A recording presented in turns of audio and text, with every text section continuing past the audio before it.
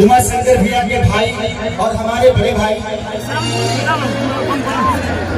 रमेश भैया अगर कहीं भी हो तो इधर उमा शंकर भैया आपका नाम लक्ष्मण रखना चाहिए। अगर वो राम है तो आप लक्ष्मण हैं।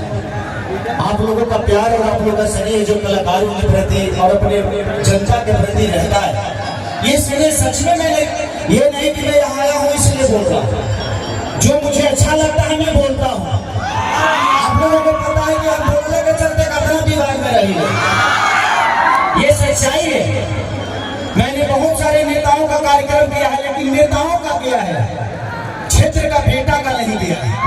बस एक ही बार क्षेत्र का बेटा का किया था, आज से 5-7 साल पहले जब मैं और रवि किशन जी आए थे।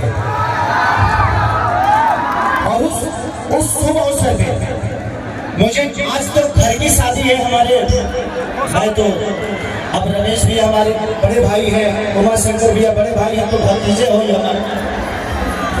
ऐसा नहीं खे कि अपना भतीजा के शादी में इतना फंक्शन हम देखा था। जब इस समाज की उन 351 लड़कियों की शादी हो गई थी तो ऐसा ही भव्य स्वागत था। तो ये अपने और आप लोगों में कोई फर्क नहीं समझते। ऐसा ही तो बेटा चाहिए। आप जैसे लोगों को महाराज मुख्यमंत्री बनना चाहिए।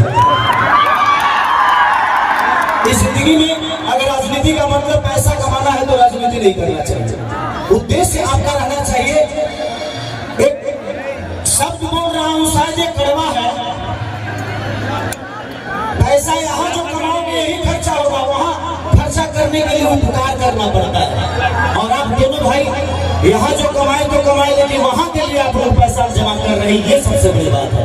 वहाँ क्या खर्चा होगा उसके लिए काम करिए। नहीं तो देखिए यहाँ कोई किसी का नहीं है। बेटा पतोह की हो जाएगी, बेटी दामाद की हो जाएगी, शरीर शमशान का हो जाएगा और जिंदगी मौत की हो जाएगी। यही सच्चाई है। और धन के तले धन धन करत रहा, लास्ट में निधन लिखा जाएगा। ये जिंदगी है। दो लोगों को कभी नहीं भूलना चाहिए। जो माँ आपको दुनिया में लाई है और जो एक बीवी पूरी दुनिया